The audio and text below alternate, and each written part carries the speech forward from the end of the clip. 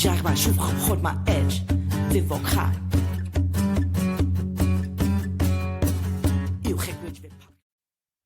Okay, good evening, everyone, and welcome back to Ocast, your island gateway to all things geek. Joining me tonight, I think, have you recovered from another Ocon, Kathleen? Just, but with a lot of crisps and chocolate, which is not very healthy, but yeah. Yeah, it was a good one this year. Yeah. It was a terrific one. It was a terrific one. It was lovely to see so many people there enjoying themselves, and yeah, just amazing. It is just great when we see the nerd community in the island come to life in October. Anyway, on to the main focus of tonight's episode. We have a wonderful guest tonight, known for her activism as well as her work in comics, co-founder of Ladies Do Comics, written a good few graphic novels herself that are quite interesting to talk about. Welcome to the show, Nicola Streeten. How are you doing? Thank you. Good, thanks. Nice to be here. Wonderful to have you. I suppose, like with all good things, because it's just, let's go to the start. Like, did you have this comics bug from a young age, or were you or did you have to do a traditional, proper subject at school and then you went into comics?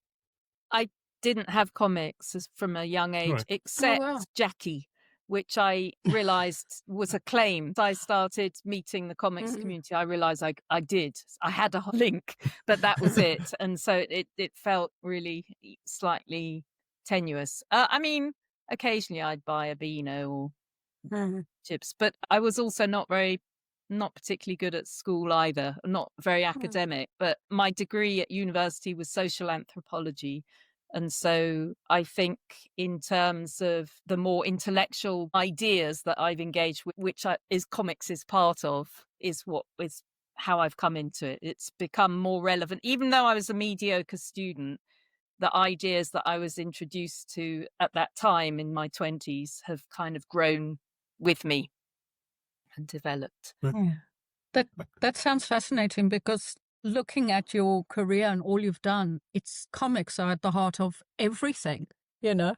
Yeah, well, actually, I came from comics as an illustrator. So I was that's it. freelance autodidact, officially illustrator for about 10 years before I came to comics, and my style as an illustrator was quite cartoonish. So I did the work I got was lots of spot cartoons, but so I didn't make the connection. So when I discovered the graphic novel, a long form comic, that's what pulled me in, and I discovered it. It was really through Chris Ware when he won the Guardian First Book Award for Jimmy Corrigan, and it was then I think that opened cartoon comics and the graphic novel to a whole audience of Guardian readers. That was what I was. And so already I was familiar with, Art Spiegelman and Marjane Satrapi. And so this was, this is how you can tell a serious story using the comics form. And there's quite a lot of variety from Chris Ware to Satrapi, isn't there, in the style. So that's kind of what took me up.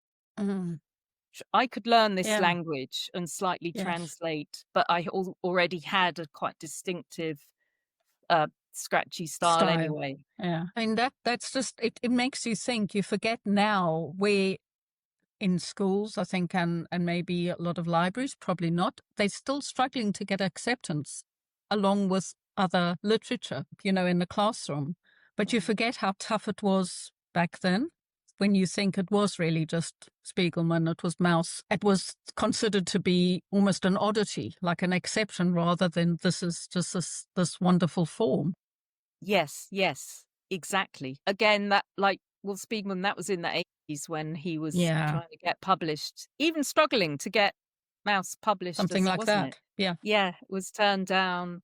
But the other thing for me was it's never comics per se that has held my interest, but the subject matter. So what still continues to fascinate me is that you can, and you'll be the same, you can communicate an idea in a form that's so well loved and so accessible, so huge, and the whole history of cartoons and comics is about that accessibility, and you don't need to be fully literate and so on. So I think that's what drew me in the beginning and still is my interest. I don't care what the form is actually, or whether it's animation or video games. It's about the subject matter, and it's about communicating something. So I think popular culture is a very, very powerful way of doing that. Communicating that, and it's that combination of the visual and the word that it just seems to reach that perfection, that perfect way of conveying a story. Yes. I kind of learned that. I kind of got interested in children's literature, and it was always the older literature that interested in me. And then someone educated me about picture books, and then I realized how far more complex and challenging almost they were. There was no subject they couldn't deal with, and they were still regarded as something for sort of very young children. But then you realize, most picture books are for any age, and it's taken that form right up and just, wow, Yes, it's really sad the way about 10 or 11 suddenly children's books don't have pictures in anymore. Or if they do, it's black and white illustrations. It's really doesn't make sense, does it? No. It's just really sad sad for the children to have It to. It is, No. Like comics like The Phoenix and that are getting so popular and that. So it's just lovely to see a better selection now and it be more accepted. It's taken long enough, but it's good to be here. And I think young adult is the area which is really pushing, really burgeoning, isn't it, for publishers? I think if you're looking for a publisher, that's, from what I have heard anecdotally, that's where you want to try and definitely work in that area. Because there's one of your colleagues in the library once said that to me, Kathleen. She pointed at the young adult section. That's where the good stuff is these days. That's where you find the most interesting stuff. That's where all the innovation's happening. Yeah, that's it. And the sales. Sadly, yes. But sadly, in the library, still quiet. It's just still not cool to be seen. But they're reading them, which is great. No, young adult books. Definitely, they've been quite adventurous, but very, very racy, some of them. So, I'm going through some of the questions that our backroom chat room they've been fighting through. Obviously, you're famous for Ladies Do Comics, trying to promote women in comics. So, just going back when you entered the industry, how male dominated was it? And the question Martin's been asking. Did you ever feel threatened implicitly or explicitly when you started getting into the industry by your male counterparts? Well, so 2007, 2008 was when I'm not sure the industry, but the community in the UK. So, and first of all, I've never felt threatened. I think the comics community, however you describe that community, every part of it, in my experience, has been so friendly and so welcoming. So there was never any overt sexism, or certainly that I've experienced. And also because I'm coming in via the graphic novel, and I was in my 40s. So it's not like I was a young innocent girl. I was coming in loud with all my opinions in place. So, but I had a really nice experience. So I was working as an illustrator. I was based in Lincolnshire in the middle of England, and I was bored with never kind of was pushing to the next level in terms of my income and status as an illustrator. So kind of as professional development, I signed up to an MA course at Lincoln University, and it was very open. You could take on, and it was about taking on a creative project. And I thought, I know I'll do a graphic novel. And you probably know my story that 13 years before our first child had died, that was Billy. And so I thought, I've got the story, and I'm ready. I wasn't crying. I was over it. My approach was, but so at the beginning, when I signed up, I had a supervisor who said, "Oh, I've looked up this guy, Paul Gravett. You must follow him." And then Paul Gravett, quite soon after this, was doing the first talk in London around the graphic novels. So I went down for that, and that's where I met Sarah Lightman, who was starting her PhD into autobiographical comics. And we were both working on autobiographical comics. And she'd come from fine art. She'd come trained at the Slade School of Art. So, and I'd been working with my spouse for some years with a visual arts charity in Lincolnshire, commissioning quite contemporary visual arts. That's where I was coming from, and that's where Sarah was coming from. So we clicked immediately as friends because we had the same fine art references, not comics. So we weren't coming as comics fan. So our entry in was quite kind of at the side. We were slightly older and we were having different references. But the reason we started what's now LD Comics is because she'd been interested in autobiographical comics, and she'd gone to a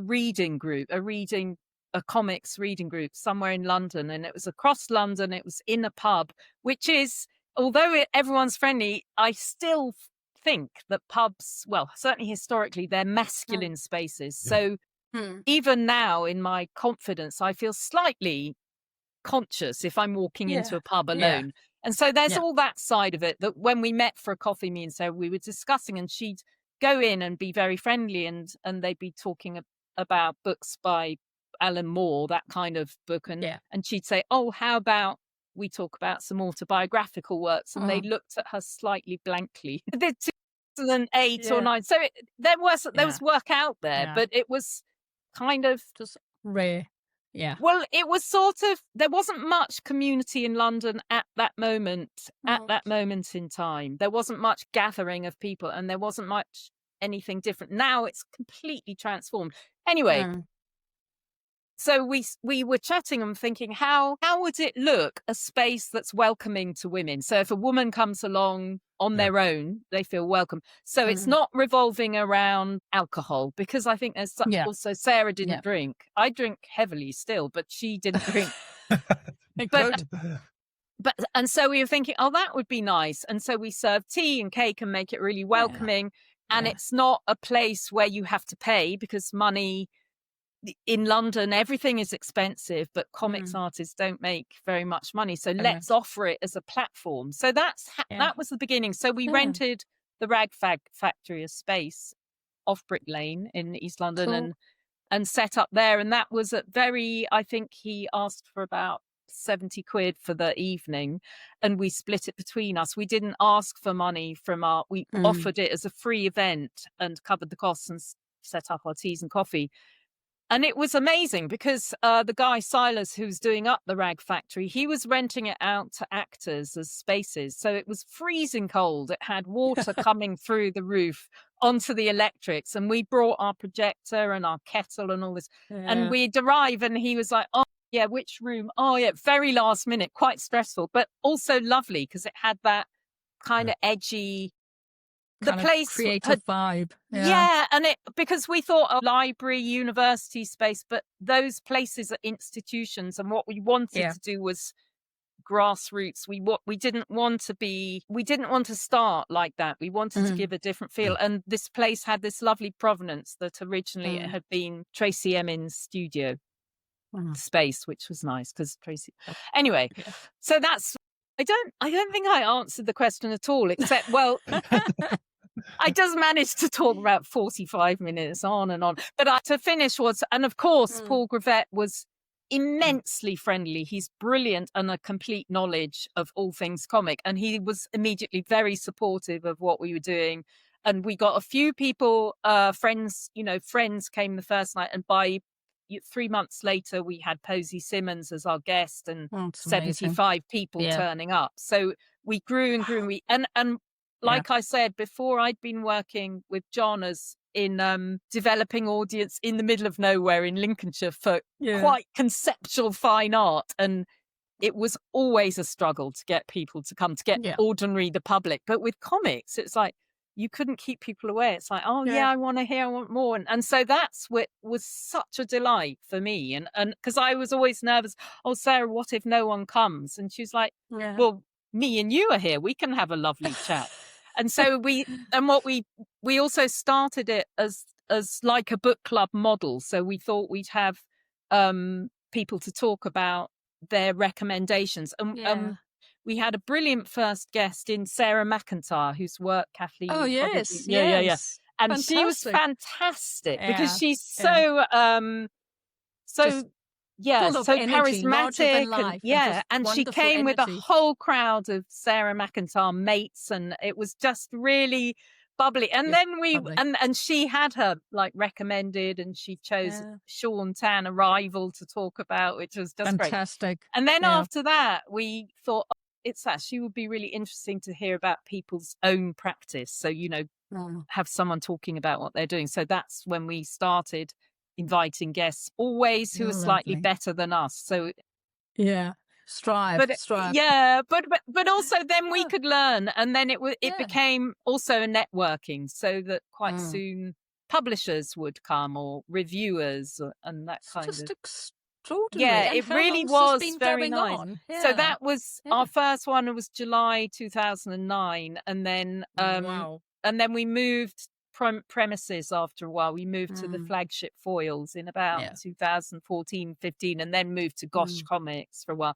But the main obstacle was always finding venues in London. Yes. And the reason we had London was because I knew from living and working outside London that there's no critical mass. Like in Lincolnshire, no one would have got there, partly because of travelling. And you'll know that.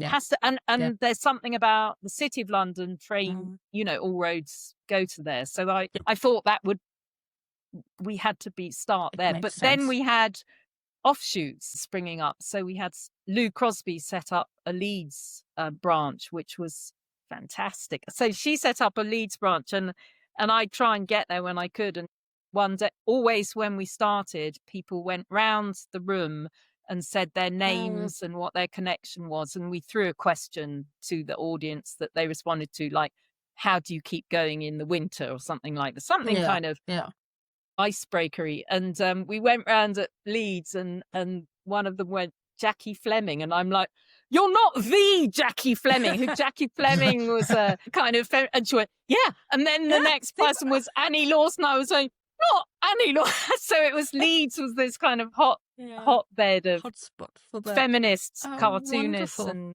and from, who became my research case studies for my PhD later. But that was lovely. And then Paula Knight set up a Bristol one.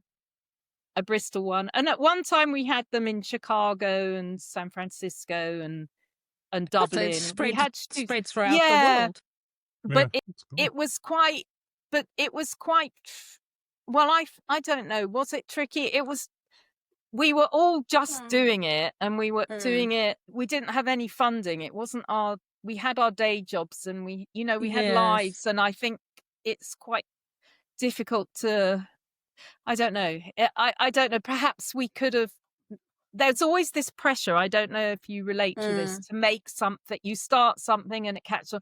And then there's this pressure to make it bigger and to make it better. And every time to be different. When actually, I kept saying every year we'd meet up and still do it. And then it's like, well, no, how can we get smaller and less well known? Yes. I don't know. There's something. Kind of with victims of your own success almost. Not victims, but kind of, I think it's capitalism, that whatever you do is it. That we live in a world that grow. And so we did have Arts Council funding in 2018 to 20 to do festivals. So we did a very a day's festival, but it wasn't a thought bubble. We had a prize connected to it. So we did a lot of things like that, But you probably just miss the getting together with a cup of tea and some cakes and just having a chat. Yes, well, you were talking about the 2020. So we were scheduled to launch our third 2-day festival at the Free Word Centre in London the week after. And I remember, I was in London, I remember phoning Lou saying, Lou, what the hell should we do? Because already the sort of stories of lockdown were coming, and she's saying, yeah, we've got to cancel. We just have to cancel. So we had one of our team members was Charlotte Bailey, who set up the Birmingham branch. And so all of us were involved with the festival planning, and it was, having our various roles. And she was brilliant because she said, well, we go online. And this was like, we did an online festival on Facebook that she managed. And it was just like that. And then, but That's brave. Yeah, it was really great. And then immediately our core thing has been the online the monthly meetup, like you say, Kathleen, the excuse to meet and have a cup of tea and listen to inspiring people. Yeah. But that immediately Zoom was invented, and we thought, oh, well, we'll just do it on that. We know how. So we were very quick adopters of the online thing, and which is completely normalized, isn't it? Here we are. Yeah, we absolutely. We don't bat an eyelid. You don't think twice about it, whereas it was still strange even then when it just hadn't become a fundamental part of how we connect. Yeah. And so since then we've been running our monthly events online, which is great for accessibility for people outside, the cities to get to, or globally. But Zoom isn't for everyone. There's some we've had some of our community that they can't, their neurological condition can't something happens. I find it with challenging to something. It needs to be an in-person. Yeah, so it's not quite perfect, and it's not the same, but it's not, but it helps when you can't always meet face to face. So it's having that balance, isn't it? Yeah. Yes. Yeah. I have to ask, you have this most wonderful event coming up, and I may not make it to London. We Are Hungry, vegan meals for 800 hungry artists. I just love the name. I just think that sounds fabulous. I so want to be there. Oh. So is that just, it's a book launch? Oh, no, that was, that's over. That was last year. But was that last year? Yeah, it was. I got my years mixed up. No, that's all right. It's brilliant title. Somewhere. Or perhaps I haven't got. Oh, here it is. It's the book I did. Here's the book cover. It's how fantastic! That is just fabulous. Well, it's nice because when I started Billy and Me and You, which was my graphic memoir, like I said, I'd signed up to an MA course, but quite very quickly, the questions that I got from the fellow students were things like, "Why do you want to do a comic? Why don't you do a proper book?" Kathleen, back to that. Why do you need the pictures? And then they were saying, well, isn't it a bit depressing to do something about death and bereavement and things like that? And then I thought, these questions are just so interesting. I'm switching. So I switched to an academic master of research because I wanted to understand, why am I doing comics? Yeah. And so that's when I had the chance to really read about how the comic swarm works, how autobiography works, how memoir works, and why use the comic to talk about death. But meanwhile, so I wasn't doing, Sally wasn't doing graphic novel, but meanwhile, have I got any here? Oh yeah. Meanwhile, our second child was Sally, and by that time she was 12. And I was talking to her about Jackie and about comics, and she was an avid Beano fan. And then I said, oh, why don't we produce a zine together? So we did. Look at that, Licorice. Yeah, we did. Licorice magazine was this series, and we did. My favorite one we did. It always had little gifts, and the first one, which I haven't got one now on the first gift we did was a plastic bag from Tesco's. I mean, you cannot get hold of those bags anymore. Little did we realize that they would be so valuable. And of course, and so then we did a dog one, and we had a little plastic pocket dog. Yeah. And we did, we always had in the middle, we had these cut out dolls that you could dress. So we had this tracing paper, and we invited people to do costumes for this issue. Was a dog special, so people would send in their things, but and then we had an origami one as well. So we just had really good fun, and Sally did things like the children's page, like poo jokes, that kind of thing. Fantastic thing to do together, you know, and not the poo jokes specifically, but she had a page with her dad, who's John, is also an artist, so he did how to make stuff, and he had a men's page. And I mean, those are substantial books. Look at them. It wasn't really a zine, it was printed.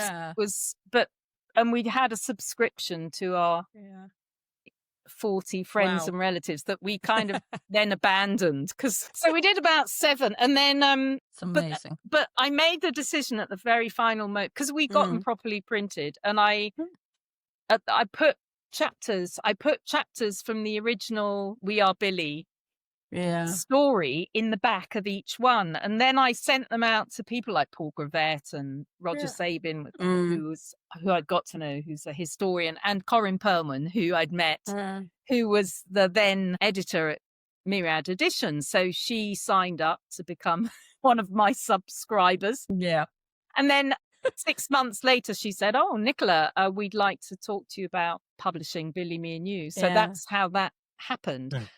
So, which was amazing, because I'd squashed all the chapters into this format of A5. And so what Corinne did was worked with me for about 6 months. Letting it breathe. So anyway, moving on, decades later, Sally, our daughter, is now a trained artist, and during lockdown, she lived with us back in Lincolnshire at home, and we were then like planning this project together. So we've got this history of collaborating, and now amazing. She's a vegan, so we were thinking of that.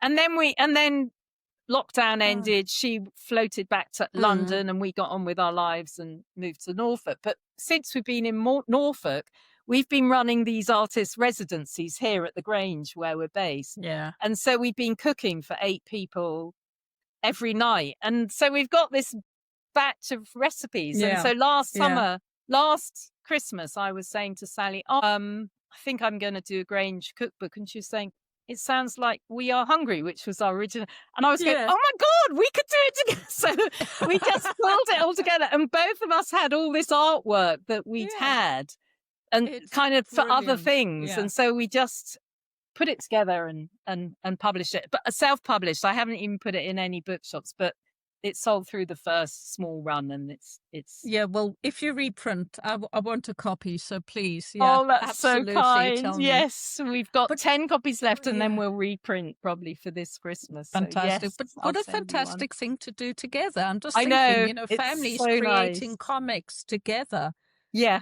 Wow. I mean, very loosely comic as well. I mean, it's got a couple of pages. Creating things together just about their lives and what they do. I just think it sounds an amazing thing. We've got to do something with that. But the autobiographical, when people are saying, why did you use the comic form to tell such a sad story? And I'm thinking of Michael Rosen's The Sad Book. Yes. Yes. Why not use the medium? And I remember when I was working on it, so I was under contract working on it, and I went to a talk in London with Michael Rosen and Willy Linehout. Do you know that Dutch cartoonist who'd done a book about his son's suicide? Do you know it, Cal? Do you know something? No, I think it's called Elephant in the Room. Okay. Quickly Google it, and then this is where anyway, that was and I went along really nervous, because I thought, but I've got the copyright on death. Yes, because it feels like, well, no, it's like, what if I'm doing that? But what it made me realize also is, well, how interesting that this is men telling a story about the death of their child, and where are the women in this? Like, they're referring to their wives, but it's like, hang on, it was such a big thing for my identity as being a mother, and like with this kind of script that I'd been given to me by society, and this is the way my life, and then that's suddenly taken away. And I was thinking, yes, that happens for men, but I think it's a very different experience, and it's odd that it's like, I don't know, it just made me think, wow, this is interesting. Something strange. Anyway. Yes, just sort of, as you say, unusual. Not unusual, but it is something notable to think about. Yeah. And then that's back to that, well, of course, women don't have time to do these stories because there's usually other children, and it's that whole division of, it's still quite a masculine world of it is writing, still, comics, whatever form. There are more and more women, but they are lost, the individuals. And I think, it's something we'd like to do is sort of highlight more, which is, Cal, you're doing a terrific job. There are more and more women out there, but it's, and I think that's probably why you start Ladies Comics. It's not just sort of talking about the comics, but inspiring more women to tell their stories through comics. And we were never women only, but we were women-led and women creator-led, still is. And so what that did is, so when we invited guests, we invited men as well, and men were always welcome, or non-binary as well, of course. But always there was a quota in our minds. So we were very conscious. And I think it's, that we've met lots of people, we've met a number of women who are very anti-quota, very anti-women only. But actually, yes, we shouldn't need that, but the world's not perfect yet. The world's not right. Yeah. So let's impose it. And it does work. And so what was just brilliant in the very early days, we have a few friends who are men, cartoonists and comics artists, who came along, and they were saying, is it okay if we come? Yes. Kind of thing, because they assumed that it was women only and kind of, but it was never, it wasn't. Yeah. And as you say, you shouldn't need to do that, but it is still, the situation is still that it tends to just fall to being largely men, unless you focus specifically. I'm thinking of coding clubs as well. You get a lot of girls, but you'd have to have a girls-only coding club to get more. And hopefully it won't be necessary in a couple of years' time, but it still is. I can come in there. Kimberly has got a question. Hello, Kimberly. It's lovely to hear from you. She's a friend of the convention. Kimberly. Yes. It's kind of, you might have kind of covered this, but she's asking, with Ladies Do Comics, you created this space for women's voices, and she's just asking, what kind of conversations do you have there that you don't get in the more traditional spaces for comics, like the more male-led ones? Is there some different conversations that go on? Yeah, very. and I'm thinking back to the early days, because I think there's some, like you, Kathleen, talked about, something very particular about the in-person, but it still happens online. In the early days, I can't remember who the guest was, but or who the men were in the audience, but they started, there's a Q&A at the end, and the men were asking, so is it really a comic? Because it's hasn't got panels and the gutters. And Sarah very swiftly said, well, that's an interesting question. So we'll move on to because we just were not interested in the process of what is a comic. Who cares? Yeah.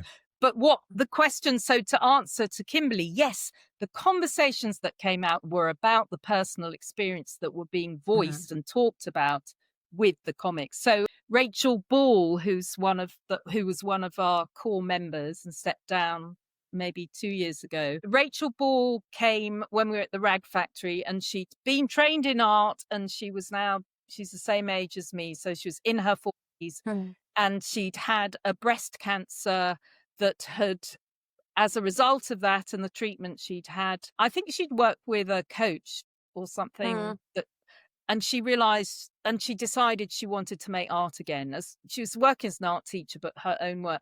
And she came, and I remember she was our guest, and she showed her. We always had slideshows as people talked, and she showed this painting that she'd done. So it wasn't a comic yet, but she talked about her experience of breast cancer, and then she showed this painting, and the whole crowd, which was, we were getting maybe 40 people or something like that, was just went, amazing. Wow, like that. And so but people would, and so that was the first time that she spoke about her work that went on to become the inflatable woman. Very different to what she showed, but was kind of, it was a place to test what you were doing, and always very constructive, positive feedback. So, and people, we had a lot of people who would stand up and talk about their experience, and there would be tears, and there would be, you know, quite honest and raw conversations that came out. And it was a real privilege to be part of that.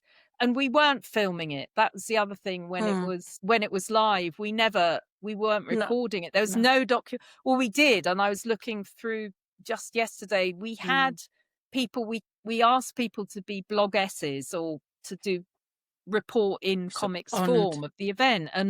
And then we put them online, and then they've kind of got lost. So that's our problem of the archive business. But there was that privacy and that trust in the room. So when we do it online, we record it on Zoom, and then we just put on the YouTube just the presentation. And that's so there's still that space for Q&A for people to ask. And I think there is some, but I mean, you know, there's always, you know very well, there's always questions about process. And in spite of myself, I always want to know which pencil people use or whatever. Yes. But always that our comes primary after interest. The question. Well, that did, and it does come up more and more online. But I think that was, you know, to respond to Kimberly, it was just brilliant those days of people sharing. And also there was always a balance. So some people would, their presentations, they choose to talk more about their inspirations or their processes, and some people would talk about their personal experience that had brought them to this stage and why they were using comics. But it implicitly gave their permission to share those very personal stories that wouldn't have happened necessarily in another structured group. I think so. And we've got another question from one of our Graham, and he's asking, what's the most surprising thing you discovered when you were working on the Inking Women? Really good question, Graham. Thank you for that. The most surprising thing, I'm not sure. I finished my PhD, so a lot of what I was contributing was drawn from that. But I think Kath Tate, who I co-edited, was brilliant on the more historical, pulling in the historical facts. So I think it was still, that was kind of at the end of my PhD, at the end of my research, was still this, it's not really surprising, but how few people of colour are contributing to comics. And that's still, you know, that with the, and again, it's not surprising. So it's not answering the question, but it kind of is. It's like, wow, and what it's a reminder is, you know, it's not just women, it's people who have different, you know, you talk about women, but women aren't just white middle class old women, you know, that thing. And it's like, well, where are the other voices? Where's the voices and heterosexuality? It's where are the voices of gay and lesbian comics artists and trans artists, which are coming out now and being given platforms, and women. So I think not a surprise, but a surprise in terms of here we are in the 21st century. What's going on again? Like it's a surprise that we need that, and also it was I suppose slightly a surprise that it was the first illustrated history of comics and cartoons in Britain of its kind, of this first sort of for a general reader, and the same. There wasn't a taxonomy of women's cartoons and comics within academia, and certainly not feminist cartoons and comics, which is what my PhD was. So it's still that, wow, really? It hasn't been done. Yeah, It's so late in the... Yes, the surprise is that, you were actually doing something new. Yeah. And you think, God, no, so many people must have explored this already. Yes, and they have in America, of course. Trina Robbins has done the entire history of brilliantly. But it's not a surprise of the Inking Woman, but it was a surprise and a revelation when I started my PhD, really, or that stage of my academic career was a realization that I had taken American history of comics as mine. Yes. So women's comics, all the women's comics, but a secondary realization, but America is nothing like the UK. It is like it, that there's a common language, but if you think of the impact of the welfare system in the UK, the health system, the education system, it's dramatically different. The miners' strike, all that 70s, 80s, 90s politics in the UK is very different to what's happened in America. So that there was a similarity, that Trina Robbins' entrance to cartoons and comics was not through comics, it was through feminist papers. And Alison Bechdel's entrance into cartooning was through feminist press. And it's the same. That's where I found my research, where I found the women's cartoons was not in the comics section of the British Library, but in the feminist section through Spare Ribs. So that's, of course. It is a surprise that what we're told, and it's a surprise like we're told what art is, and we don't even question that it's the whole history we're fed is all men. And then and as soon as it's pointed out, you think, oh yeah, really? And you can't look back. So your book, The Inking Woman, you focused on 1970 to 2010. But in your research, did you discover any kind of early sort of woman cartoonists? I'm now quite intrigued about how early on women managed to get their work represented. Well, Mary Duval was the first cartoonist. So in The Inking Woman, we have those chapters of the first caricaturist was a woman. No, this is where my mind goes blank. That someone will help me, I'm sure. And so when we talk about the first comics, so where's my book? No, I've put you on the spot. Yeah, you. Well, I'm sorry. Here we are. That's okay. This was so this was the kind of deeper history that there's chapters in the books about, but my academic research, my PhD research was from 1970 to 2010 because that's what I knew from the 70s so there was quite to a go bit beyond that would have taken your life. Mary Duval was Victorian cartoonist, so she was the cartoonist on what's his name, I'm reading this. Well, gosh, how can I have forgotten? Oh, here it is. Oh, yeah, here he is. And Mary Darley. Mary Darley, that's right, the first caricaturist. So she had a shop in the Strand where she was producing prints of caricatures. And I am so ignorant. I'd never heard of her. And of course, I'm Googling it as you speak. And it's extraordinary. Yeah, it's extraordinary. And then the first comics was Ali Sloper. That's right. Ali Sloper is known as the first comic character in the UK because it was a recurring character. So that was what it was. And the artist was Mary Duval. And so there's a chapter about her in The Inking Woman as well, and the Victorian drawing. And there's a whole archive of her work now in the British Library. So it isn't just the feminist works, it's also further back. And then cartoonists in suffrage, women's suffrage. So there was a lot of, I don't know if you remember the big exhibition that Paul Bavette was involved with at the British Library, I think 2016, but that he had there in it, there's that big banner, the famous banner of, which is divided into panels made by suffragettes. I don't think there isn't, it's not in here, but it's definitely a comic. So Yes, we claim it yeah. as but what they were doing was the same strategy as feminists in Spare Rib, was promoting the cause through humor and through the comics form. So it was a very big part of their activism. But, oh, thank goodness I've you got know, all I'm these... just thinking people would not think of that. Yes, it's a comic. Why didn't we connect that before? But you don't connect it in your head. You just see these images and just sort of put them on one side, don't you? And also it's back to what you were saying earlier, Kathleen, it's how you define a comic. So there are various definitions, but for me, it was always, I did, you know, not strictly, but image and text together. Yeah. Because that's a simple definition. Whichever form you want, you know. And not necessarily with text, but there's that. Yeah, exactly, yeah. And one comment come in from someone we know very well, Kathleen Era.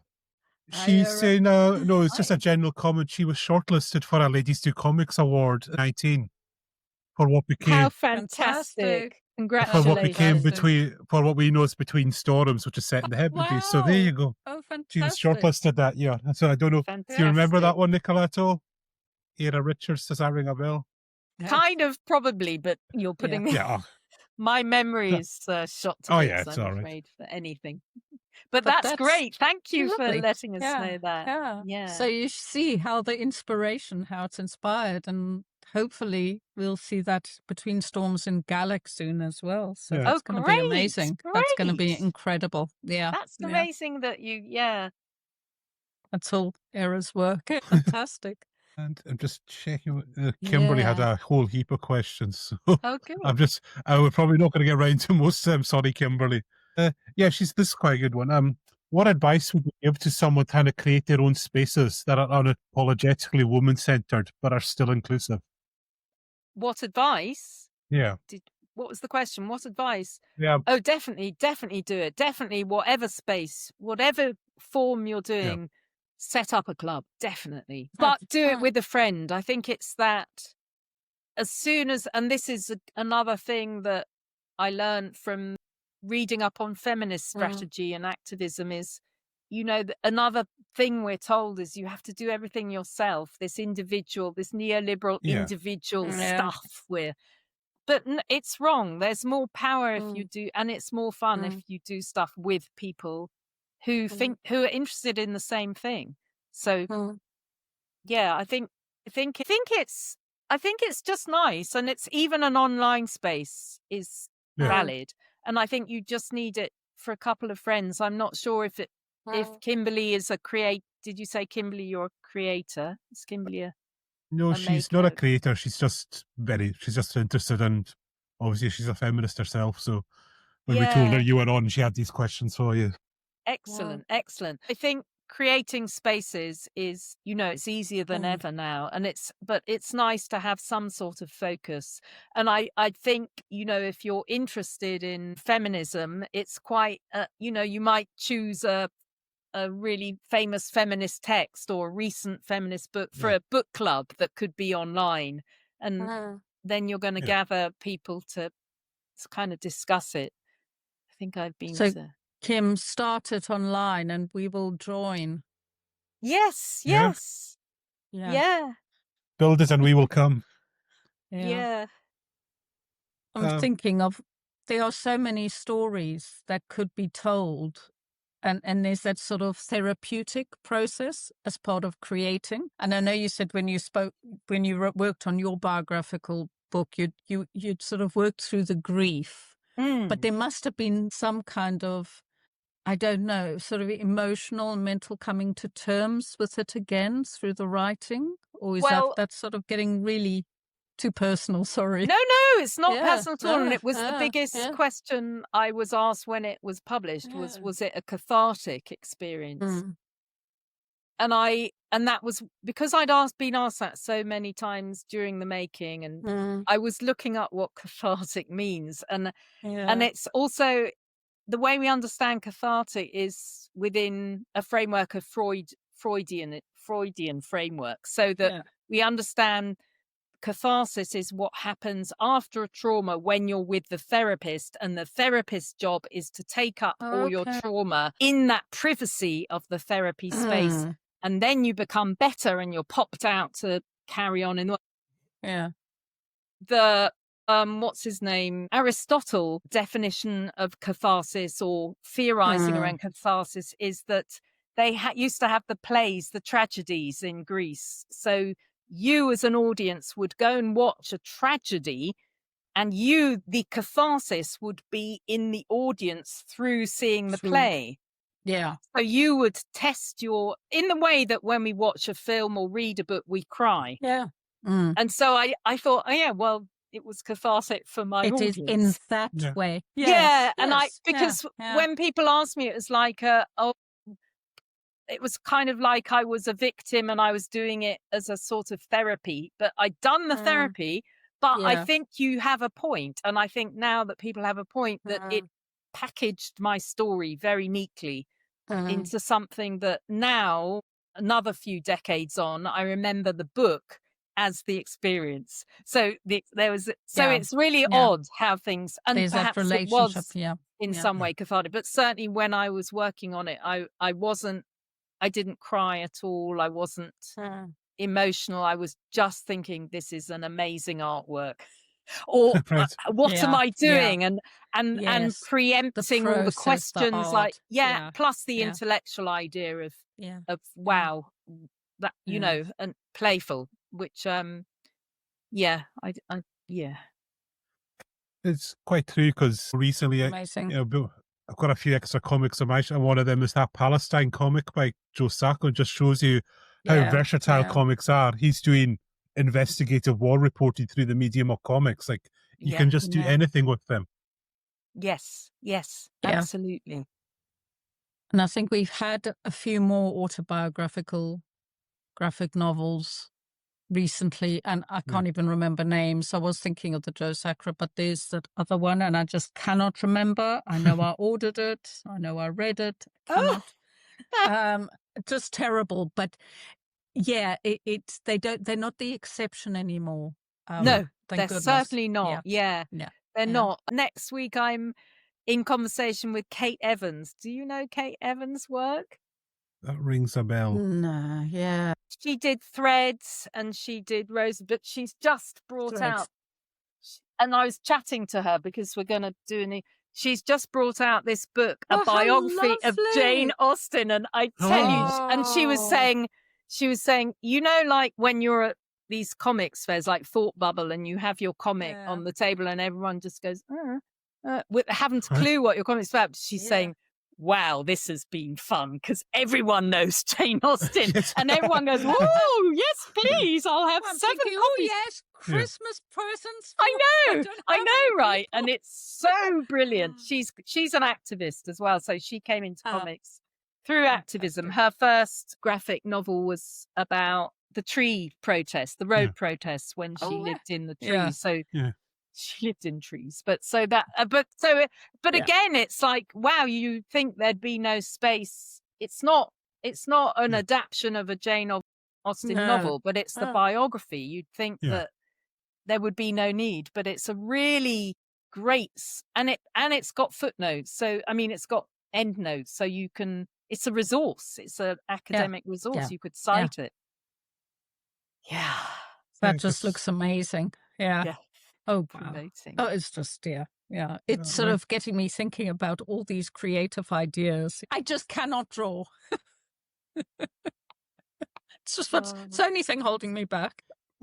Well, of course you can. And that's back to that. No one ever boasts about not being able to write, but everyone always boasts about how not being able to draw. And it's a funny way round, isn't it? Of course you can draw. All right. Do you have any final questions there, Kathleen? I don't know. I'm just about to. This is what I tend to do. I tend to order books while I'm talking to people. Yeah.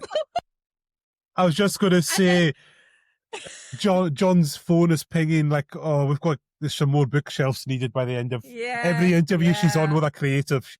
It's just 3 books ordered already, and then I went to Cal afterwards. You made me buy these books. It's not as bad as the Una McCormack show. I think the Una McCormack show was awful. Like, you were every 5 minutes, I could see you ordering another book. So. Yeah, no. Every time he knows when I'm sort of looking a bit down like that. Yeah, I'm just ordering. Yeah. Yeah. So no, it's just been fascinating to talk to you, and I just think, we could have gone on for hours, I think, at this point. Absolutely. Yeah. No, it's All right, been an honor. Thank you. Thank you very much. No problem. Are you ready for some silly quickfire questions? Oh yeah, go ahead. Cap off. Okay, if you had to be trapped in one comic book world for a week, which one would it be? If I had to be what? Trapped in one comic book world for a week, which one would it be? Well, I think I'm going to say comic graphic novel. My friend Simon Lear has just brought out the second Fluffy book. Do you know Simon Lear and Fluffy? No, I don't know that one. Go on, that's another one, Kathleen. Go on, buy a copy quick. Go on, buy it. My mind's gone bad. But anyway, it's a fantastic world. It's about a little rabbit who lives with a bachelor, and it's just brilliant. And I'd like to be in Fluffy's world. Fluffy Pulcino. So if you go on Instagram, Fluffy's got amazing. His own Instagram. Okay, account. Kathleen, I'll ask you that. I'll ask you that one. Yes. Which comic book world could you live in for a week? Oh, no. This is just so hard. No, I'm going to have to think too deeply about that. Okay. How about you, Cal? Can I say Dr. Seuss? I know it's not a graphic novel, but I would love to live in a Dr. Seuss kind of world for a week. Yeah.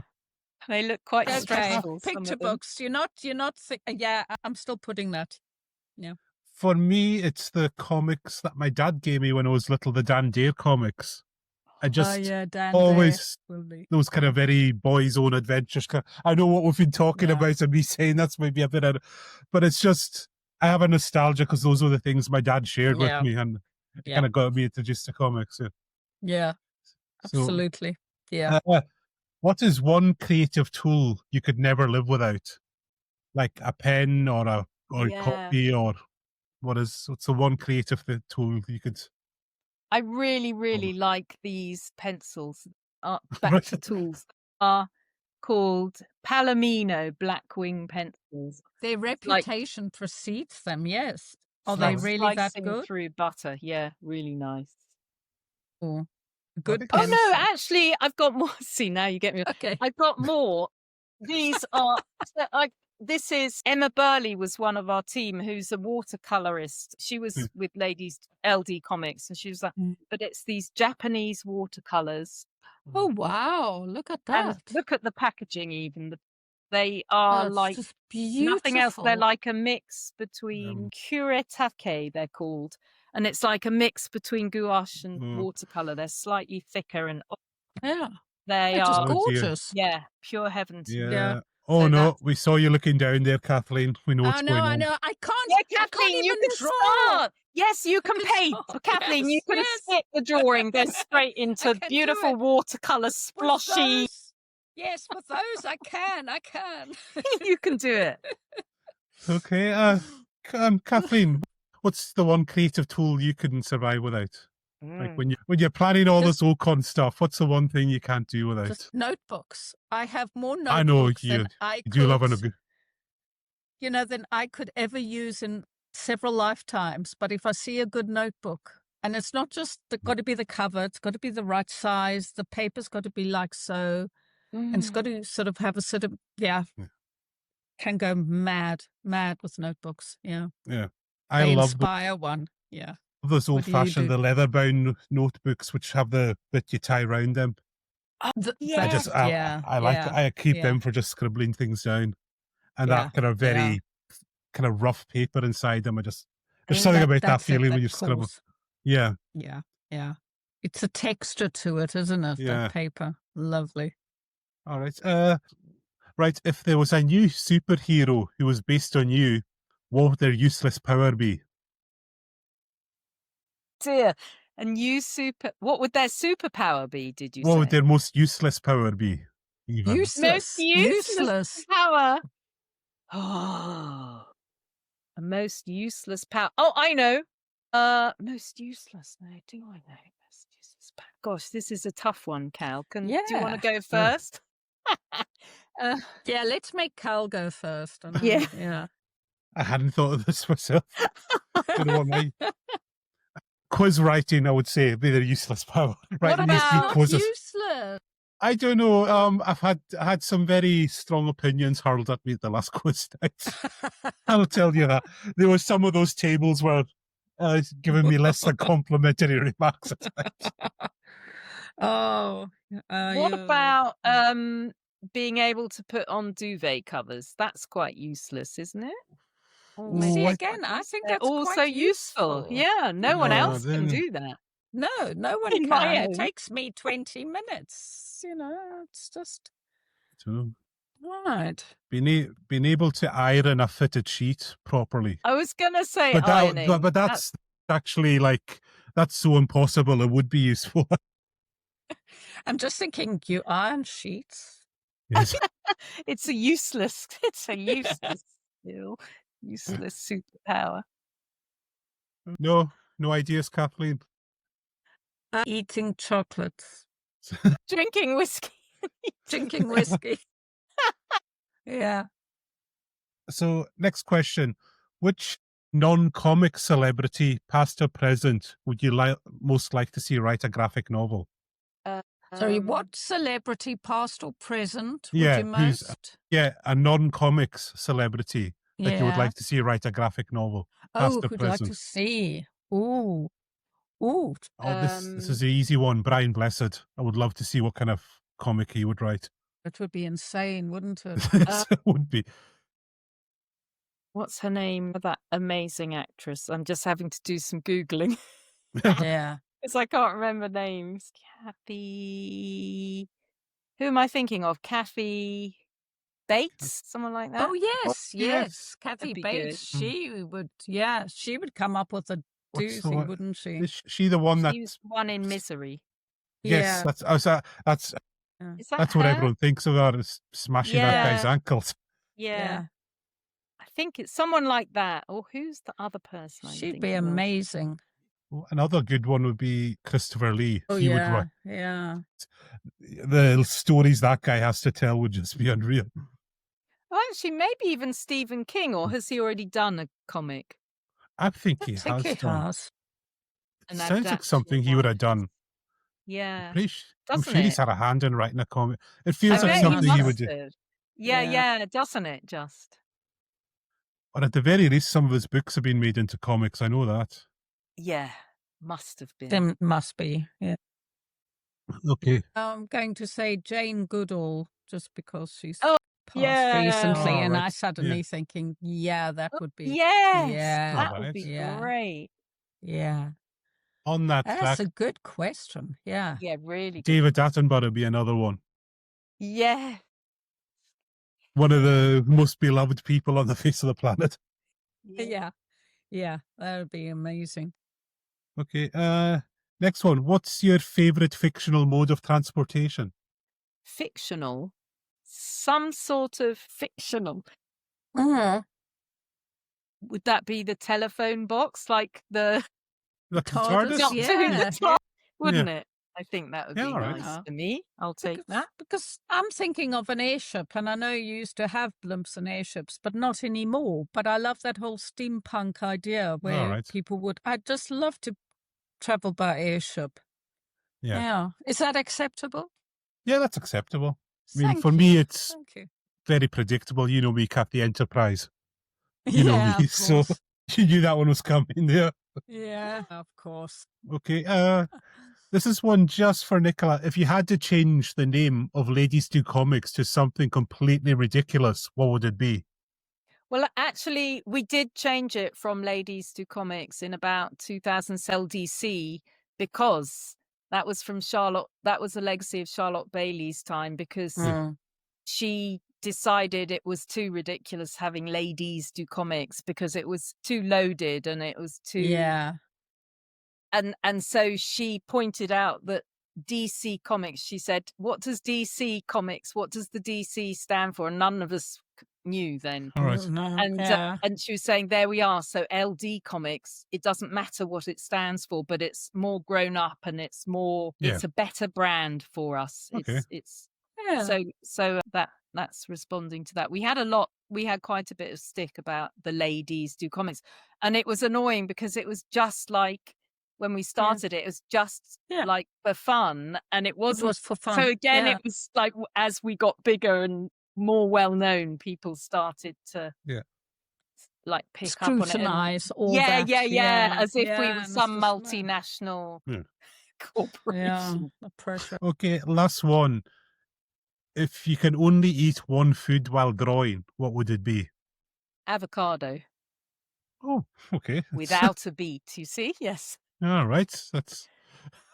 That's talking from experience, is it? Impressive. It's hard to follow that. I'm gonna say hummus. Yeah. As long as I can have something to eat it with, but I could use it with a spoon. For me, it's going to show my Polish girl cabanos. If you know what cabanos is. No. Does anyone have a clue? If you know what a pepperami stick, it's like that, but it's actually edible and nice to eat. No. As opposed to, As opposed to just being horrible and tasting of plastic. It's like this long, thin strip of kind of sausage meat that's just... Oh, okay. It's something like what biltong, Kathleen. Yeah. But if you got it in long, thin strips, and you just sit there kind of, and it comes to that, and you then just sit there. It's like I've heard like in Poland, the truck drivers, they just have a long strip and they can just, while they're driving, just nibble away at it to pass the hours. Wow. It's like a bone for dogs, but yes. Okay. All right, so that's thankfully you'll be relieved to know that's the end of the quickfire. Thank you. All right, so Nicola, if people want to reach out to you, if they've got any further questions, can they get a hold of you somewhere? Absolutely. I'm on Instagram, Nicola St. Reeton. So nicholasst.reeton is the best way to message me. Happy to receive. Kathleen, have you got any final thoughts there? No, not at all, but just thank you. I'm just going to busy myself finishing all these orders that I'd started. But just, I suppose I will ask, what's the next exciting thing you have coming up? Whether it's a comic or... Yeah, I've stepped down from LD Comics. Officially, I take myself off the board at the end of October. And so that's after 15 years. And I've been working for some time on a book called Yield that is set in Black Mountain College, which was an alternative art school in North Carolina in the 30s till the 50s. And my great uncle was one of the founding faculty members. So, but I'm fictionalizing history, but also putting myself in there as the researcher, thinking about the uncle I only knew as an old man. And it's fictionalized as a love story, really, or a forbidden love story. That's me. And there is really one important quickfire question. I keep forgetting this. Would you ever consider visiting the Outer Hebrides? Oh gosh, yes, you bet. All right. How can I forget that one, Kathleen? Yeah, that would be amazing. Maybe in a slightly warmer month. Then the whiskey doesn't taste so good. If it's not cold outside, the whiskey will taste. It's got to balance out. All right. Maybe in March I'll come up. Something like that would be good, just before the turn. Well, we'll look forward and we'll welcome you warmly here. I'll let you know when I arrive. All right. So thanks everyone for listening, and wherever you are, give us a like, a subscribe, and a review wherever you listen to us. It really helps us out a lot. And again, big thanks to Nicola for taking the time out to speak to us.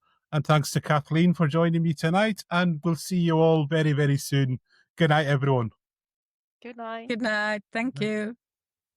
And